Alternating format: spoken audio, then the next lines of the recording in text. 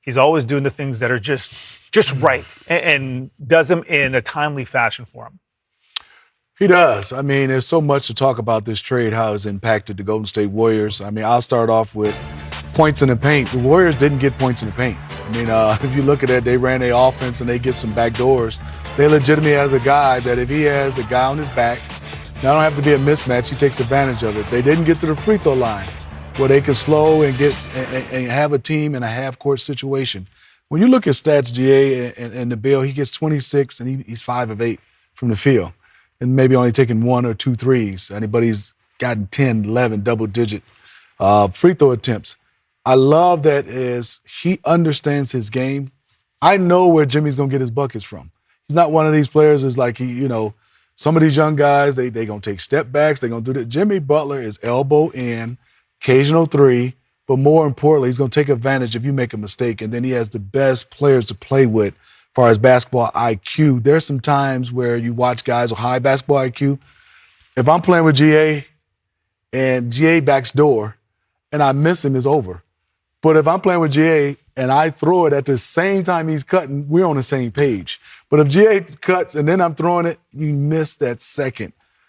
Jimmy Butler, more importantly, of all those things I've talked about, he gave a belief back to this Warriors team with Draymond and Steph. It was almost like a B12 shot. They are ready to go right now, the Golden State Warriors. They have 2 guys on their team that are superstars in terms of their impact on the game, but not necessarily statistically. When you look at a Jimmy Butler's stat line, it doesn't say, oh, that's a superstar. Same thing with Draymond Green. But when you look at how they impact the game of basketball, it completely differentiates them because those are 2 guys, they can blow up defenses or offenses better probably than anybody in the league because of their anticipatory skills, understanding of what you're trying to do offensively. And then on the offensive end, that duo probably have the highest collective IQ. I'd say trio, put Steph in there, of any trio in the entire league. And you have to have an IQ that's really high to maximize Steph Curry. There's a reason why Steph's level has risen is because his greatest strength is not having the ball. He is the most dangerous player this game has ever seen without the basketball. And because he can play the entire court, if you don't have guys out there that are on the same wavelength that he is on, and that's what Smitty's talking about, you take away a big part of his talent. And so when you look at this Warriors team the last couple of years, they've been middling. They've been a middle-tier team, no real threat to have a chance to win it because they were average defensively and offensively. Now, Steph can play the way Steph played when they won championships. He doesn't have to be ball dominant. He's got another guy, Jimmy, who can go get 30 in a game, who you've got to guard. And then with Draymond, he kind of just stirs the pot. So that's why this team is legitimately dangerous. They got it defensively. They got their young guys playing at a really high level because they now understand their system. And then with Steph, anything's possible. And Steve was saying this the other day, too, and he said one thing that people don't realize also is that when Jimmy came over, it stabilized their bench and their role players because especially for the young guys, he said, if you remember at the beginning of the year, I'm playing 12, 13 guys. We're playing all these sorts of players and again, all sorts of different minutes. They didn't have an established role. But when Jimmy got there, now they've gone down to 8, 9, 10 guys, depending on the night. And guys know I'm going to get my minutes no matter what, and they have a defined role. Well, as a coach, you look down and say, I need this, I need that. So GA, as he coaching, I'm the assistant coach, I'm saying, GA, we need this. And Steve Kerr's looking down, which one? With Jimmy, he checks about 9 of those boxes. Yeah. So that means now I don't have to have that many people in rotation. That is a luxury for a coach. I also say is people always thinking about coaching. Coaching is done before we get to the court if you have an experienced team. We're talking about all this. Once we get in the game, the guys with high basketball IQ and talent, they figure it out. Jimmy's one of those guys, you could just coach him before the game. Throughout the game, if he makes a mistake, I don't have to talk to him about how he's going to correct it. He self-corrects because of his experience and his talent and his basketball IQ. What about their size? Because they're not the biggest team out there. In the West, is that Kevon Looney is the one key for me, how many Kevon Looney minutes they can play against bigger guys. That's true. I would say this.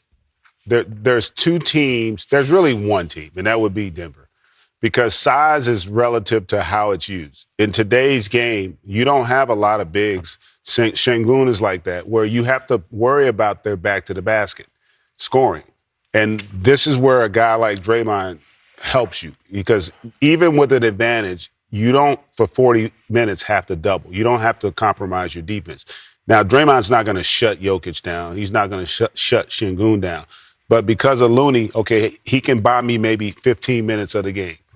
And then with the way you play from a defensive standpoint, they just can't allow Jokic to make everybody else better.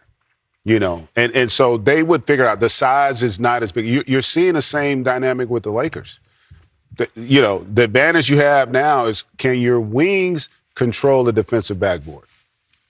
You know, and that's what Jimmy and Draymond and those guys allow them to do. So, yeah, the size is a concern, but it's not the issue. All right, taking a look at the East. This is the way the standings finished out. And you got Cleveland leading the way, picking up that first seed, Boston at number 2, New York 3. So we got Cleveland and Boston awaiting the play-in winners.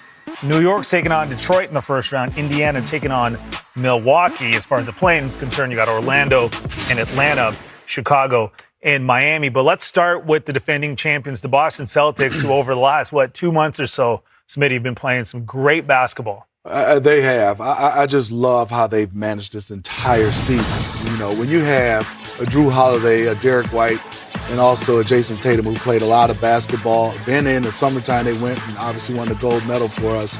You know, the way they've managed their minutes has been phenomenal. Al Horford, GA, to be able to hold down the fort at his age when they had to give some rest to Porzingis. So I love everything about the Boston Celtics. And great teams, what I love is what we were talking about in the last segment. I always say, can they win a game defensively? They can win a series defensively. Can they win a game when things just not going well? They've been through it. They're not going to shrink like we talked about it. And then I think right now, before that, we all used to say, nothing against his coaching. Has he been through it? Now, the coaching staff has been through everything right now, and now I'm on board with them. I look at them as, do they have a bench? The bench has been through it.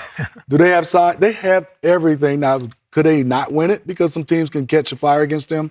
But I other than injuries and maybe, you know, everybody's talking about how Jaylen Brown will come back. That's the only thing I'm looking, but nothing. I don't see a weakness in them right now. No, I mean, what's remarkable is after winning a championship, they come back the next year with all the adversity, because they've had guys in and out of Atlanta. They won 60 games this year. Like, they still won 60. You know, kudos to Cleveland for winning 64 to this point, but they didn't really take a step back. You know, but I think mentally they're going to come into this postseason, if